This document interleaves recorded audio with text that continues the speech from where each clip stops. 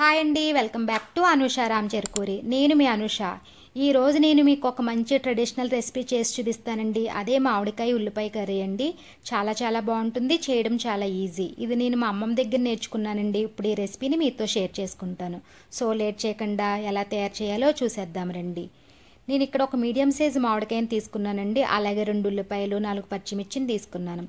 ఇలా మామిడికాయను పీల్ చేసి ఇలా ముక్కలుగా కోసుకోవాలండి. అలాగే ఉల్లిపాయ, పచ్చిమిర్చిని కూడా ఇలా సన్నగా చాప్ చేసుకున్నాను.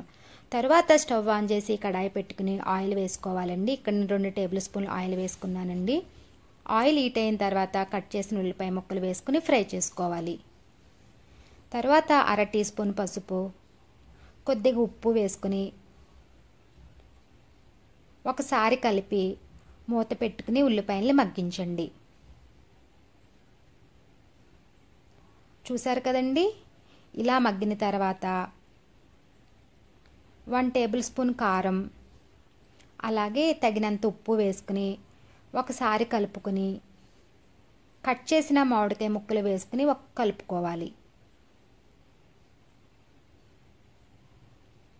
ఇలా కలిపిన తర్వాత మూత పెట్టి లో ఫ్లేమ్లో మగ్గనివ్వండి.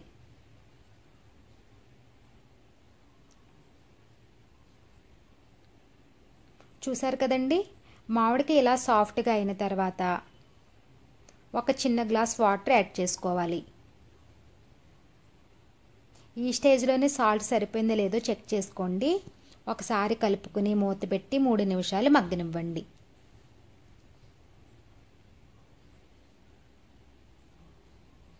చూసారు కదండి, మంచిగా ఉడికింది. ఇప్పుడు కొత్తిమీర వేసుకుని ఒకసారి కలుపుకొని స్టవ్ ఆఫ్ చేసుకోవాలండి. చూసారు కదండి, ఎంతో టేస్టీగా ఉండే మామిడికాయ ఉల్లిపాయ కూర రెడీ అండి. టేస్ట్ అయితే సూపర్గా ఉంటుందండి. ఈ రెసిపీని మీరు కూడా తప్పకుండా ట్రై చేయండి. ఈ వీడియో మీకు నచ్చినట్లయితే లైక్ చేయండి. అలాగే మీ ఫ్రెండ్స్కి, రిలేటివ్స్కి షేర్ చేయండి. అలానే కామెంట్ చేయండి.